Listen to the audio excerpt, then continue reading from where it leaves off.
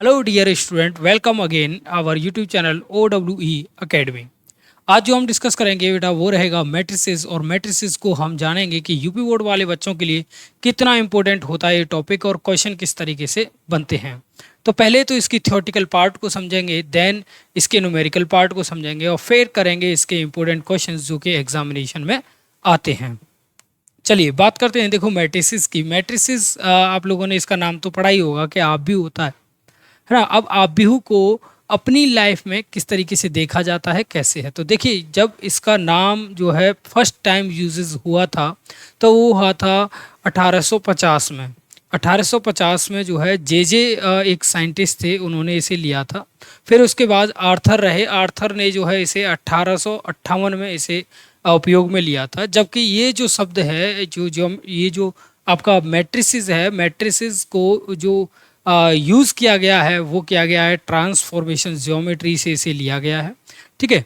अब वो तो बेसिक इंट्रोडक्शन है, आप गूगल से इसे पढ़ेंगे तो आपको सारा का सारा मिल जाएगा। फिलहाल हम समझते हैं कि इसे क्यों ज़रूरत क्या पड़ी। देखिए सबसे पहले मैं बता दूं, इसकी जो ज़रूरत पड़ी थी वो पड़ी थी डाटा अरेंज करने के लिए। यानी कोई भी डाटा होता है आप उसे अरेंज कर सकें, इसको आसानी से अरेंज कर सकें, इस वजह से इसकी आवश्यकता पड़ी थी। कैसे अरेंज करें ये मैं समझा देता हूँ। मान लीजिए कि आपके पास एक कोई स्कूल है, ये स्कूल है और इस स्कूल में क्लासरूम बने हैं। ठीक है, मैं यहाँ दो ही क्लास बना रहा हूँ इस तरीके से। देखें यहाँ पर क्लासरूम है, ये क्लासरूम ले लिए मैंने। ठीक है, ये क्लास ए है, ये बी है एंड ये सी है। सेक्शन बना दी क्लासों के। यहाँ क्लास होंगी, कोई भी क्लास हो सकती है। ठीक है, मान लीजिए यहाँ 10th है और यहाँ पर 12th है। तो अब आप देख पा रहे होंगे कि क्लासरूम्स के अंदर ABC में हमें बच्चों को देखना है। तो देखिए यहाँ पर 35 स्टूडेंट हैं इस क्लास में, यहाँ पर 40 स्टूडेंट हैं इस क्लास में, यहाँ पर भी 40 स्टूडेंट हैं इस क्लास में। यहाँ पर 10 स्टूडेंट हैं इस क्लास में, यहाँ पर 20 हैं, यहाँ पर 25 हैं। तो ये एक डाटा बन गया। और जो ये डेटा बना है वो ये डेटा है रो एंड कॉलम में। रो इस साइड से जैसे ये काउंट होगा इसे रो बोलेंगे। ठीक है, रो यानी कि पंक्ति बोलेंगे बेटा। क्या बोलेंगे? पंक्ति बोलेंगे। और इस तरीके से जो काउंट होगा यानी ऊपर से मैं देखूं तो इसे बोलेंगे कॉलम। क्या बेटा बोलेंगे? कॉलम। ठीक है, कॉलम यानी कि स्तंभ बोलेंगे। क्या बोलेंगे? स्तंभ। यूपी बोर्ड वाले हैं भाई तो स्तंभ बोलेंगे इसे। ठीक है, और कॉलम रो इस तरीके से, कॉलम इस तरीके से होगा। ठीक है जी, ये है रो एंड कॉलम। अगर आपको लाइट दिख रहा हो तो मैं इसके कैमरे की थोड़ी सी ब्लरिंग को ख़त्म कर देता हूँ। ये अब शायद क्लियर नज़र आ रहा होगा आप लोगों को। ठीक है, तो ये रहेगा। तो रो समझ आया होगा आपको, रो किसे कहते हैं। इस तरीके से अगर हम देखें किसी भी डेटा को तो आप उसे रो कहेंगे, और इस तरीके से देखते हैं अप एंड डाउन तो आप उसे कहेंगे कॉलम कहेंगे। ओके, क्या कहेंगे? कॉलम कहेंगे। ठीक, चलिए तो ये बेसिक है, ये बेसिक है आपका जो कि मैट्रिसेस में यूज़ में होता है। नेक्स्ट देख लेते हैं। नेक्स्ट है ये कि आव्यूह की कोटि क्या होती है। देखिए ऑर्डर ऑफ आव्यूह क्या होता है, यानी ऑर्डर ऑफ मैट्रिक्स क्या होता है। तो मैट्रिक्स हम जब जानेंगे कि ऑर्डर ऑफ मैट्रिक्स की बात कर रहे थे, अभी हमने एक चीज़ आपको बताई थी कि मान लीजिए कोई मैट्रिक्स है आपके पास, तो फर्स्ट ऑफ ऑल समझिएगा कि मैट्रिक्स को इस ब्रैकेट के अंदर बंद करते हैं। और ये जो ब्रैकेट होता है इसे बोलते हैं, यूपी बोर्ड वाले वैसे इसे बड़ा ब्रैकेट बोलते हैं, बट इसका नाम जो है वो स्क्वायर ब्रैकेट है, यानी कि वर्ग कोष्टक इसे बोलते हैं। तो यहाँ पर आप देख पाएंगे कि मैंने कोई भी डेटा अरेंज कर लिया, 3 4 5 4 3 2 1 2 3, ये मैंने कोई डेटा ले लिया और इस डेटा को मैंने कोई नाम दे दिया कि ये ए है। तो अब मैं इसे कह सकता हूँ कि ये कोई ए मैट्रिक्स है। क्या कह सकता हूँ? मैंने इसे नाम दिया ये कैपिटल ए, तो मैं कह सकता हूँ कि ये कोई ए मैट्रिक्स है।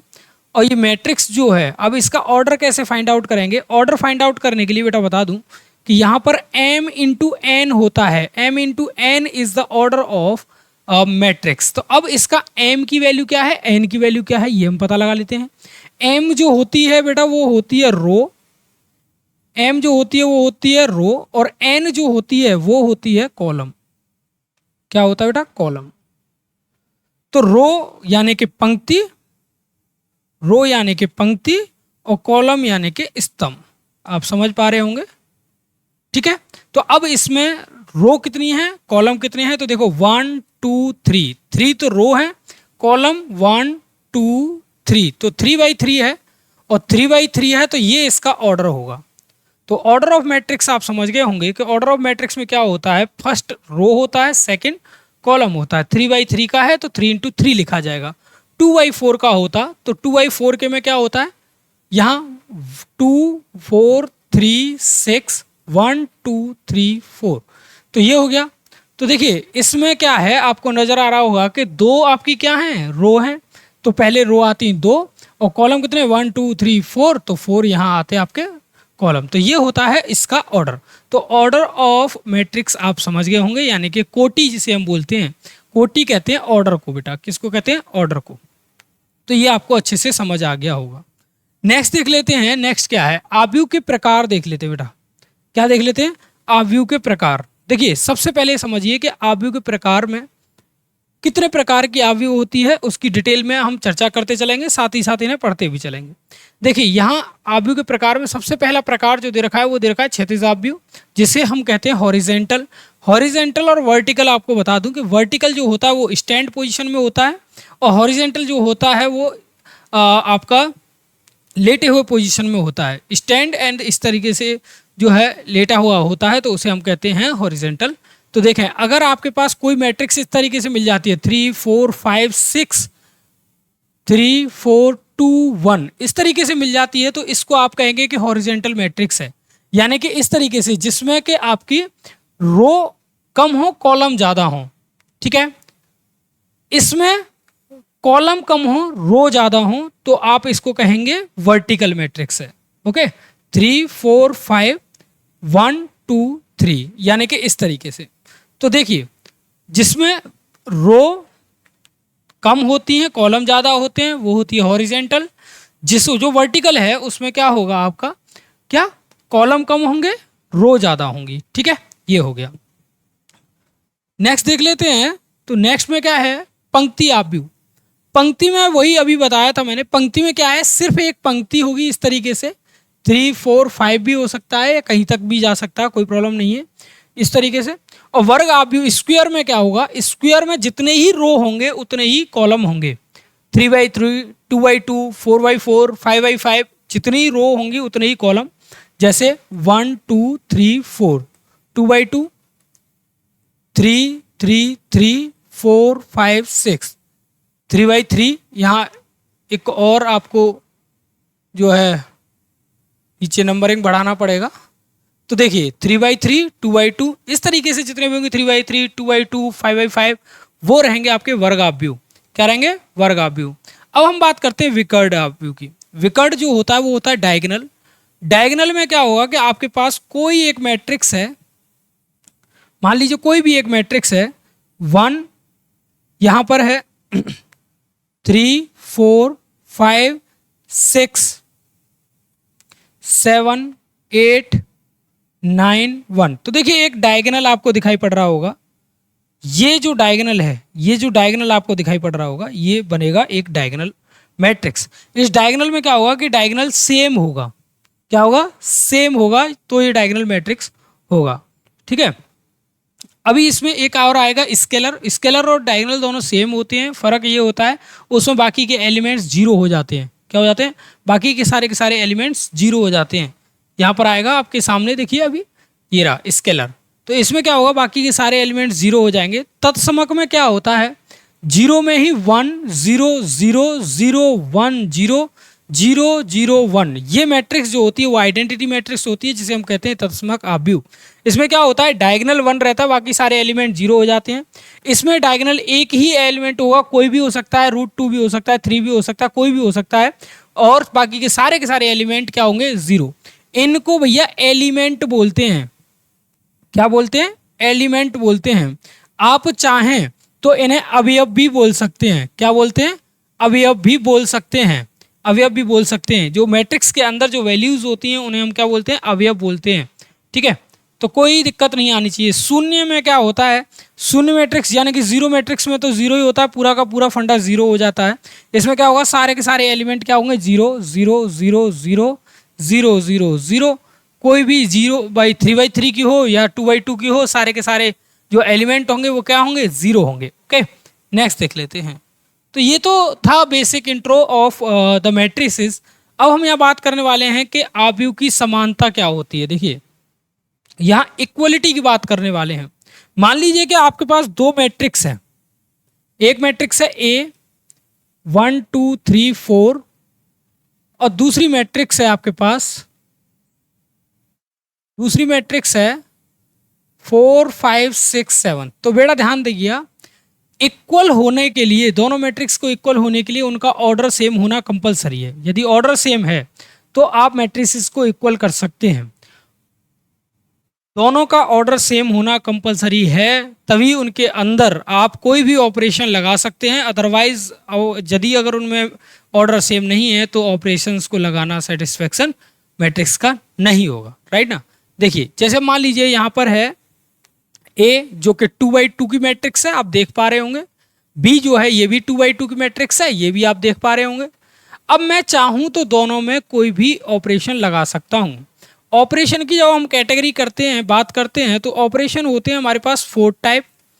मैट्रिक्स में 4 टाइप ऑपरेशन होते हैं। ऐड यानी कि जोड़ या योग आप कह सकते हैं, योग कह सकते हैं या जोड़ कह सकते हैं। दूसरा सब्ट्रैक्ट कह सकते हैं, सब्ट्रैक्ट यानी कि घटाओ आप कह सकते हैं। ओके, ये दूसरा मल्टीप्लाई, क्या मल्टीप्लाई भी आपको पता होगा, जिसे हम कहते हैं गुणा, ये मैट्रिक्स के अंदर होता है। एक और होता है जिसे हम कहते हैं इनवर्स, क्या कहते हैं, इनवर्स। ये आपने नहीं पढ़ा होगा तो इसे कहते हैं प्रतिलोम, क्या कहते हैं, प्रतिलोम या व्युत्क्रम, ठीक है, ये होता है इनवर्स। तो ये इस तरीके से हम इसका जो है 4 टाइप के ऑपरेशंस इन दोनों मैट्रिक्स पर पढ़ेंगे। मैट्रिक्स कब पढ़ेंगे, जब दोनों का ऑर्डर सेम होगा। और इन्हीं को लेकर, इन चारों ऑपरेशंस को लेकर एक मैट्रिक्स का पूरा कॉन्सेप्ट आपके लिए बना दिया गया है, जो कि एग्जाम में आता है, जो कि एग्जाम में क्वेश्चंस भी पूछे जाते हैं और वो बहुत ही आसानी से आप इसे करके भी आते हैं। और यहाँ से पूरा मार्क्स आपके कवर रहते हैं, इनमें कोई भी कटने की कोई संभावना नहीं रहती है, राइट। तो ये है। तो देख लेते हैं पहली बात देख लेते हैं। पहली बात क्या है, तो जहां आव्यूह की बात करते हैं, गुणधर्म की बात करते हैं, तो पहला जोड़ की बात करेंगे, राइट ना। तो जोड़ की बात करने के लिए सबसे पहले मैं कोई दो मैट्रिक्स लिख ले रहा हूं, ठीक है, दो मैट्रिक्स लिख ले रहा हूं। पहली मैट्रिक्स मेरे पास ए है 2 4 1 3 और दूसरी मैट्रिक्स है मेरे पास 3 -2 1 4। ये मैट्रिक्स मैंने लिख ली। अब मैं दोनों में क्या करूंगा, पहले ऐड वाला ऑपरेशन लगाऊंगा, फिर दोनों में सब्ट्रैक्ट वाला लगाऊंगा, राइट। तो पहले मैंने ऐड वाला लगाता हूं, a + b करूंगा, a + b करूंगा तो a के साथ ये वाली मैट्रिक्स प्लस कर दी मैंने। अब ध्यान दीजिएगा, जो करस्पॉन्डिंग एलिमेंट्स है, करस्पॉन्डिंग का मतलब यह है कि संगत अवयव जो हैं वही ऐड होंगे एक दूसरे के साथ। जैसे इसका ऑर्डर और इसका ऑर्डर सेम है तो ये इसके साथ प्लस हो जाएगा, तो 2 + 3 हो जाएगा। यहाँ पर 4, अब मैं इसको प्लस करूंगा तो ये माइनस का, ये प्लस का है तो प्लस माइनस माइनस हो जाएगा। यहाँ पर इसको इसके साथ प्लस किया तो 1 + 1 हो जाएगा, इसको इसके साथ प्लस किया तो 3 + 4 हो जाएगा। ओके, और जब मैं इसे सॉर्ट आउट किया तो ये हो जाएगा 5 और ये हो जाएगा 2, ये हो जाएगा 2 और ये हो गया 7। क्लियर। तो a + b की जो मैट्रिक्स मिलेगी वो आपको मिलेगा ये आपको मिलेगा। तो ये होता है एडिशनल रूल। क्या होता है, एडिशनल रूल ऑफ मैट्रिक्स, इसे हम कहते हैं, ठीक है। अगर मैं यहाँ माइनस की बात करूं, क्या माइनस की, इसमें माइनस की बात करता हूं, यानी a - b करता हूं। तो जब मैं a - b करूंगा तो 2 से माइनस करूंगा 3 को, 2 से माइनस किया 3, 4 से माइनस करूंगा इसको तो ये प्लस का हो जाएगा 2, और यहाँ इसे 1 से 1 को माइनस किया तो 1 - 1, और 3 से 4 को माइनस किया तो ये इस तरीके से आ जाएगा। और a - b की बात हम करेंगे तो a - b जो वैल्यू मिलेगी आपको वो मिलेगा -1 6 0 और यहाँ मिलेगा -1। ओके, ये इस तरीके से जो वैल्यू मिलेगी वो होगी a - b। तो ये प्लस का एडिशनल रूल था, ये था सब्ट्रैक्ट रूल। हमेशा ध्यान रखिएगा, सब्ट्रैक्ट और एडिशनल में क्या है कि आपको जो संगत एलिमेंट्स हैं उनका ध्यान रखना है, उन्हीं के साथ आप मेजर कर सकते हैं किसी भी एलिमेंट्स को जो कि उसके करस्पॉन्डिंग में होगा, अदरवाइज किसी भी एलिमेंट्स को उसके साथ नहीं कर सकते। मल्टीप्लाई को हम सीखेंगे, थोड़ा मल्टीप्लाई में हमें थोड़ा सा अच्छे से सीखना है, क्योंकि यही नहीं आता है बच्चों को, इसमें ही कन्फ्यूज़न होती है। अब इसमें कन्फ्यूजन बहुत होती है क्योंकि बच्चे ऐसे कर नहीं पाते हैं। योग की तो हम बात कर चुके हैं, योग करने के लिए देखिए दोबारा से मैं ऐसे कर देता हूँ। a प्लस बी अगर आपको समझ नहीं आया है तो a प्लस बी समझिए। a प्लस बी क्या होगा, 4, ये 6 है, 6 प्लस 3, 6 प्लस 3 हो गया 0, माइनस 3 हो जाएगा क्योंकि प्लस माइनस माइनस होता है, 4 प्लस 5 और माइनस 3 प्लस 2, ये हो गया। और जैसे ही मैं इसे ऐड करूंगा तो ये हो गया 9, ये हो गया 9, ये हो गया 9, यहाँ हो गया -3 और ये हो गया -1, दैट इज आंसर। तो बड़ा सिंपल है, ऐड तो भाई बहुत ही सिंपल है। सब्ट्रैक्ट, इसको सब्ट्रैक्ट करके देख लेते हैं, a माइनस बी करेंगे तो 3 -3, देखिए यहाँ पर 2/3 की मैट्रिक्स है तो यहाँ पर भी 2/3 की है, यानी ऑर्डर सेम होना चाहिए। 3 से 3 का गया 3, 5 से 2 और 2 से 1, ये मैं सब्ट्रैक्ट कर रहा हूँ। 1 से 3, 3 से देखो माइनस करने पर क्या हो जाएगा प्लस, और 4 से 0। अब जैसे ही मैं इसे सॉर्ट आउट किया तो ये हो गया 0, यहाँ आ गया 3, यहाँ आ गया 1, यहाँ आ गया -2 और यहाँ पर आ गया 4 एंड वहाँ पर भी 4। ये आपकी मैट्रिक्स तैयार हो गई a माइनस बी। तो a माइनस बी और a प्लस बी आपको अच्छे से आ गया होगा। आई होप आपको इसके लिए आगे कोई ज़रूरत नहीं पड़ेगी। ये है मल्टीप्लाई। देखिए गुणा मल्टीप्लिकेशन रूल को बहुत अच्छे से पढ़ना पड़ेगा। अब कैसे समझिएगा, जब भी हम मल्टीप्लिकेशन करते हैं तो पहले हम क्या करते हैं, रो को लेते हैं, इसकी पूरी रो का मल्टीप्लाई इस पूरे कॉलम के साथ होगा, दोनों के साथ। पहले इस वाले के साथ करेंगे पूरे के साथ और फिर इसके साथ करेंगे और दोनों को करेंगे प्लस, राइट। दूसरा, जैसे ही मैं इसके सेकंड को करूंगा तो फिर दोनों के साथ ही इसका करूंगा, यानी बारी बारी से एक रो को उठाएंगे और दोनों कॉलम्स के साथ इसका मल्टीप्लाई करेंगे और ऐड करते हुए चलेंगे। समझिएगा कैसे, जैसे a इंटू बी लिखता हूं मैं, ठीक है, या ए बी लिख लो, a इंटू बी नहीं तो ए बी लिखिए, आप इस तरीके से लिख लीजिए। देखिए पहली रो को मैंने लिया, ये इसको हटाता हूं, यहां a है, इसको हटाता हूं और 1 का 3 के साथ मल्टीप्लाई करता हूं। 1 का 3 के साथ मल्टीप्लाई किया तो -3। 0 का देखो दूसरा ऑर्डर के साथ दूसरे का, तो 0 का इसके साथ किया तो क्या होगा, प्लस का 0 आएगा, क्योंकि 0 का मल्टीप्लाई किसी में करते हैं तो 0 आ जाएगा और प्लस कर देंगे। फिर इसी रो का इस कॉलम के साथ करेंगे और इसे दूसरी वैल्यू पर लिखेंगे। 1 का 2 के साथ 2 और यहाँ पर इसका 0, ये हो गया पहली रो बन गई। सेकेंड रो को उठाएंगे, सेकेंड रो 0 और 8 है, तो 0 का मल्टीप्लाई इसके साथ किया तो 0, 8 का इसके साथ किया तो माइनस का 48, क्लियर। इसका मल्टीप्लाई किया इसके साथ 0 का 0 और 4 का किया तो प्लस का 32, ये 8 है भाई, 8 का किया इसके साथ 4 के साथ तो 32। जब ए बी मैंने देखा, ए बी तो मेरे पास आया क्या, माइनस का 3, यहाँ पर आया 2 और यहाँ पर आ गया -48 एंड यहाँ पर आ गया 32, दैट इज ए बी बन गया, आपका ए बी बन गया। मल्टीप्लिकेटिव यहाँ पर क्लियर हो चुका है, मल्टीप्लिकेटिव क्लियर हो चुका है। इस तरीके से आप मल्टीप्लिकेटिव कर सकते हैं। नेक्स्ट और देख लेते हैं। देखिए ये एक नेक्स्ट क्वेश्चन है कि इसको किस तरीके से करना है। देखिए सबसे पहले रो को उठाइए, दोनों कॉलम्स के साथ मल्टीप्लाई करिए, तो ए बी मैं देखता हूं, पहले मैंने ए को लिया, ए के साथ तो ए स्क्वायर हो जाएगा, बी को लिया बी के साथ, यानी इसको इसके साथ ही करना है, यानी एलिमेंट्स करस्पॉन्डिंग ही रहेंगे, इनका मल्टीप्लाई इसके साथ और इसका मल्टीप्लाई इसके साथ, तो प्लस बी स्क्वायर, ठीक है। इसका मल्टीप्लाई इसके साथ तो माइनस का ए बी और इसका मल्टीप्लाई इसके साथ प्लस का ए बी, ये हो गया। इसका मल्टीप्लाई इसके साथ माइनस का ए बी, ठीक है, और इसका मल्टीप्लाई इसके साथ और इसका मल्टीप्लाई इसके साथ तो प्लस का ए बी, क्लियर। इसका मल्टीप्लाई इसके साथ तो प्लस का बी स्क्वायर और इसका मल्टीप्लाई इसके साथ तो प्लस का ए स्क्वायर, क्लियर। ए बी की बात कर रहे थे तो ए बी जो मिला हमें, ये आ गया A square plus B square, clear. यहां पर 0 हो गया, यहां पर आ गया 0 और यहां पर आ गया A square plus B square. मैंने दोनों की वैल्यू को चेंज कर लिया। एक और मैं आपको रूल बता देता हूं कि जब भी आप दोनों मैट्रिक्स में कोई भी चीज सेम देखते हैं तो उसे बाहर निकाल लेंगे कैसे ए स्क्वायर प्लस बी स्क्वायर यहाँ से बाहर निकल आएगा और मैट्रिक्स के अंदर जो वैल्यू आप देख पाएंगे वो क्या मिलेगी, 1 0 0 1 मिल जाएगा। यानी कि जो भी वैल्यू बाहर निकालेंगे उस पूरी वैल्यू का पूरी मैट्रिक्स के अंदर मल्टीप्लाई हो जाएगा। ठीक है, इस वैल्यू को अगर मैं चाहूँ तो इस पूरी मैट्रिक्स के अंदर मल्टीप्लाई कर सकता हूँ, इसका मल्टीप्लाई इसके साथ करूँगा तो ये वैल्यू यहाँ आ जाएगी। इसी तरीके से कॉमन भी निकाला जा सकता है, राइट। चलिए नेक्स्ट देख लेते हैं। नेक्स्ट क्या है, नेक्स्ट ये एक 3/3 का और लिया है मैंने, 3/3 का मल्टीप्लिकेटिव रूल और लिया है जिससे आपको अच्छे से समझ आ जाए। और मल्टीप्लिकेटिव रूल के बाद इसमें शायद एक ट्रांसपोज और है, उसके बाद कोई भी क्वेश्चन नहीं लिया है। मैंने छोटी वीडियो बनाया है इसके ऊपर क्योंकि आपको अच्छे से समझ आ जाए। कोई भी डाउट हो तो आप कमेंट करिएगा, फिर हम उस पर ब्रीफ इन्फॉर्मेशन के साथ एक और नया पार्ट इसका लेंगे जिसमें क्वेश्चंस को भी लेंगे। क्वेश्चंस का वीडियो नहीं है, ये कॉन्सेप्ट का वीडियो है सिर्फ। अभी छोटे छोटे कॉन्सेप्ट के साथ समझिएगा आप इसे। तो यहाँ पर हम A क्रॉस B कर रहे थे, राइट ना, ये कर रहे थे। पहले क्या करना है, इस रो को उठाना है, इसके कॉलम के तीनों कॉलम्स के साथ मल्टीप्लाई करना है। तो पहला 2 के साथ 1 का तो 2 आ गया, 3 के साथ 0 का तो +0, 4 के साथ 3 का तो 12। ओके, पहला एलिमेंट बन गया। दूसरे एलिमेंट के लिए -6, 3 का 4 के साथ प्लस का 6, सॉरी 3 का 2 के साथ 6 और ये 0, ये दूसरा बन गया।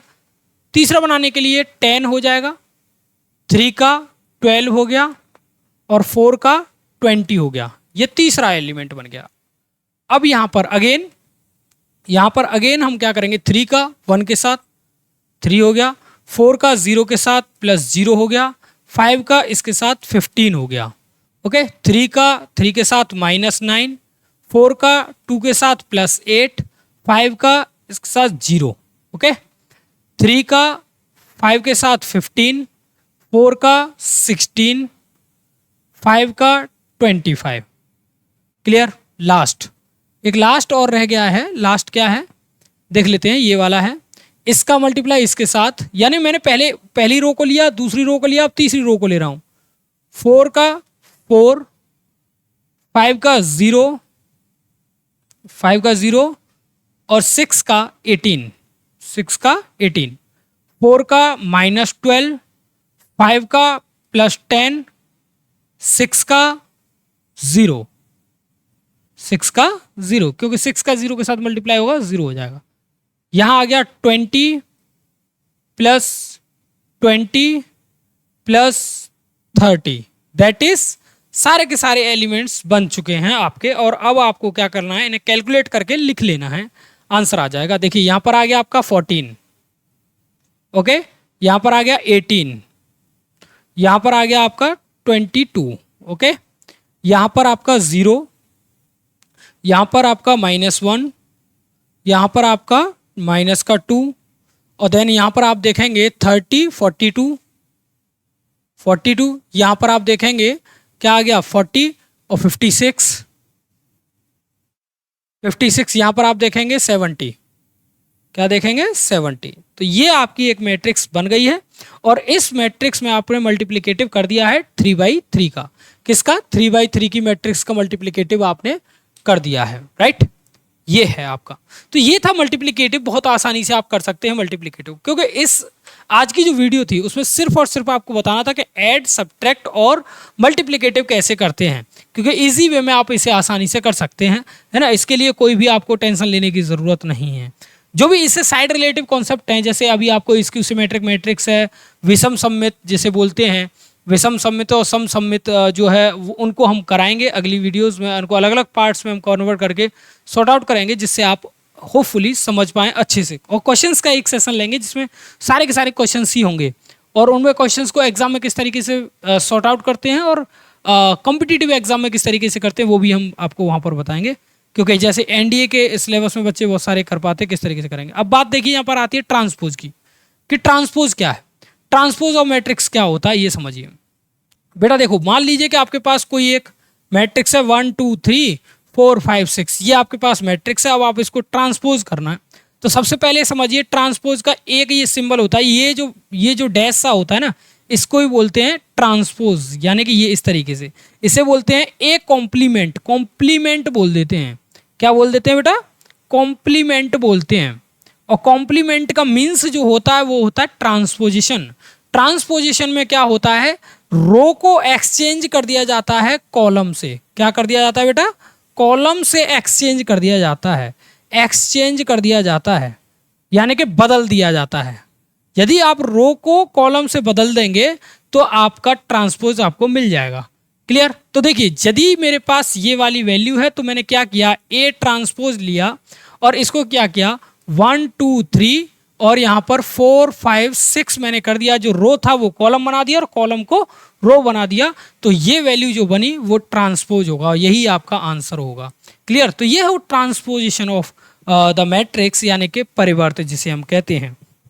क्लियर। तो आज के सेशन में बेटा बस इतना ही, यही हमने लिया था आज के सेशन में। अगर आपको आज के सेशन में कोई भी चीज़ लगता है कि बहुत ही ज़्यादा इंटरेस्टेबल है या हमने पहली बार सीखा है, अच्छा लगा है आपका सेशन, तो प्लीज़ लाइक से सब्सक्राइब करिए और अपने फ्रेंड्स को शेयर करिए। आपके एक सब्सक्राइब से, आपके एक लाइक से हमारा मोटिवेशन डबल होता है, जिससे हम आपके लिए लाते हैं बेहतर कंटेंट और कोशिश करते हैं कि सबसे बेहतरीन तरीके से आपको समझा सकें। तो तब तक के लिए बने रहिए हमारे साथ, नई वीडियो बहुत जल्द मिलेगी। शुक्रिया।